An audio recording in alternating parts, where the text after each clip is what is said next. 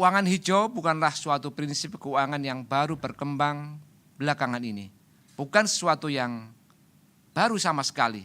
Namun keuangan hijau merupakan prinsip utama dalam penerapan keuangan syariah. Menurut berbagai cendekiawan Muslim, keuangan syariah selalu memiliki pertimbangan etis dan menetapkan standar moral terhadap konsumsi, kepemilikan, dan pemanfaatan sumber daya ekonomi. Salah satu konsep dalam keuangan syariah adalah prinsip hukuk yang dimaksud dengan kerangka berpikir yang multidimensi.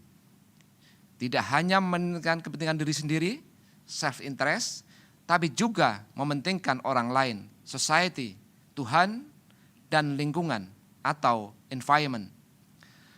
Meskipun Indonesia memiliki jumlah penduduk Muslim terbanyak di dunia, penerapan prinsip hukuk tersebut atau kesadaran masyarakat terkait penggunaan produk yang berorientasi hijau terbilang masih berkembang.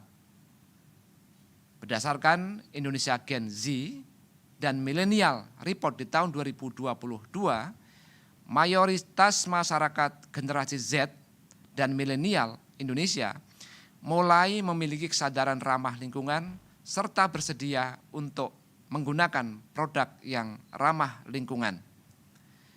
Survei yang dilakukan oleh Katadata Insight Center di tahun 2022, sebanyak 33,9% responden survei mempertimbangkan reputasi bank di sektor keuangan, mempertimbangkan reputasi bank di sektor lingkungan dalam memilih produk atau layanan jasa keuangan. Dalam sektor pasar modal, sebanyak 66,1 responden survei memilih saham perusahaan yang mengutamakan praktik environment, sosial, dan governance. Lebih lanjut, menurut hasil survei nasional literasi dan inklusi keuangan OJK di tahun 2019 menunjukkan bahwa hanya sekitar 3,1% responden survei yang memiliki pengetahuan dan pemahaman yang baik tentang investasi yang berkelanjutan. Angka-angka tersebut menunjukkan bahwa masyarakat Indonesia perlu ditingkatkan terkait awareness terhadap keuangan yang berkelanjutan. Terdapat berbagai pilihan produk dan layanan keuangan yang berorientasi lingkungan di Indonesia, seperti produk kredit, saham, obligasi, sukuk, dan reksadana hijau. Dalam pasar modal misalnya, Indonesia merupakan negara pertama di dunia yang menerbitkan sovereign green sukuk dengan nilai sebesar 1,25 miliar US dollar. Berdasarkan data industri perbankan nasional kuartal 3 tahun 2022, jumlah bank nasional tercatat penyaluran kredit sebesar 690 triliun di sektor kredit hijau. Bapak Ibu peserta webinar Gebiar Safari Ramadan yang pertama, sektor keuangan syariah terbukti tangguh dan mampu bertahan dalam kondisi ketidakpastian ekonomi saat ini. Pada akhir November tahun 2022, total aset keuangan syariah mencapai 2.312,72 triliun dan ini tumbuh 15% dari tahun sebelumnya. Lebih lanjut, per November 2022, total aset pada sektor perbankan syariah mencapai 756,30 triliun dan memiliki market share sebesar 6,8%. Total aset pada pasar modal syariah termasuk saham syariah dan sukuk negara mencapai 5.924,08 triliun dan memiliki market share sebesar 18,43%.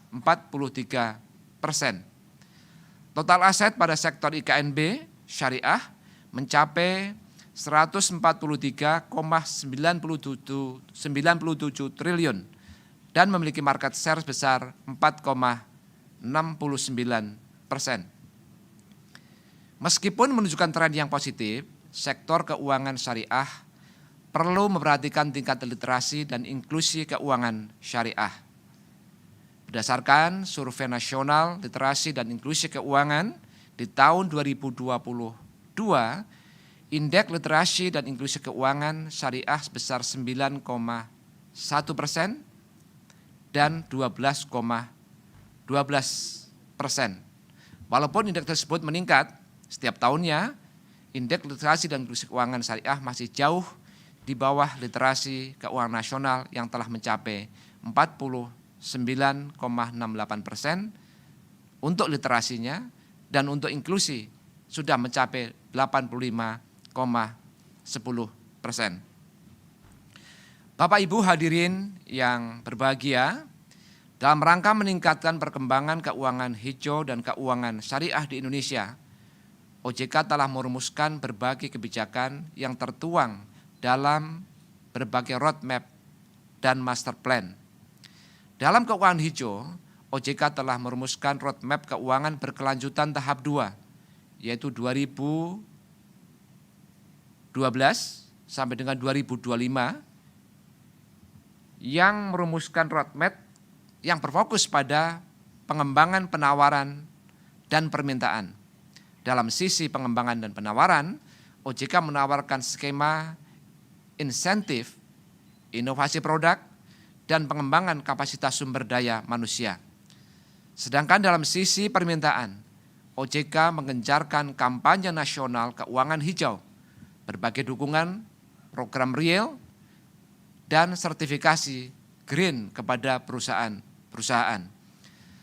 Lebih lanjut, OJK juga mendukung program insentif baik kepada konsumen maupun institusi keuangan dalam sektor perbankan, pasar modal, dan industri keuangan non-bank. Beberapa insentif tersebut merupakan insentif penurunan bobot risiko kredit atau ATMR di bidang perbankan, insentif diskon 50% tarif biaya pencatatan tahunan Green Bond oleh Bursa Efek Indonesia, dan relaksasi 50% bobot risiko penyaluran pembiayaan. Dalam keuangan syariah, OJK telah merumuskan master plan sektor jasa keuangan Indonesia atau MPSJKI di tahun 2021 sampai dengan 2025,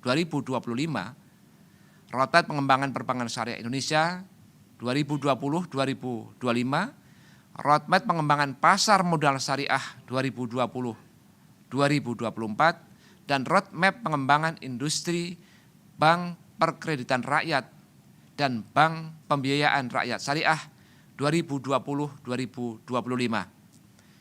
Dalam MPSJKI 2020-2025, pengembangan keuangan syariah Indonesia berfokus pada 3 hal pokok, yakni penguatan lembaga keuangan syariah, penciptaan demand keuangan syariah yang berkelanjutan, dan terbentuknya ekosistem keuangan syariah yang terintegrasi dengan industri halal.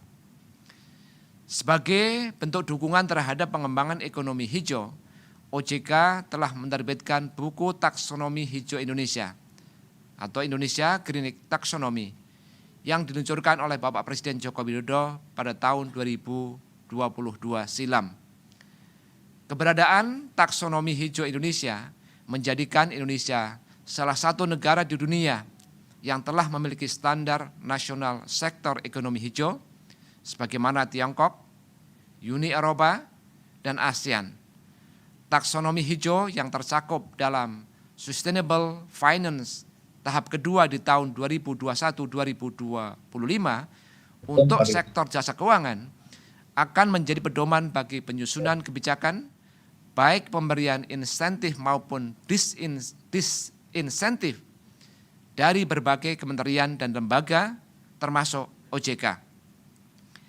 Penyusunan taksonomi hijau tersebut merupakan bagian dari kebijakan pemerintah untuk memenuhi target perjanjian Paris guna mengurangi emisi karbon hingga 29% dengan usaha sendiri dan 41% dengan dukungan internasional pada tahun 2030. Bapak Ibu hadirin yang saya hormati, kami harap kegiatan edukasi keuangan pada hari ini dapat memberikan manfaat sebesar-besarnya bagi Bapak Ibu semua, serta dapat membagikan ilmu yang diperoleh kepada sanak saudara maupun tetangga lainnya di lingkungan sekitar.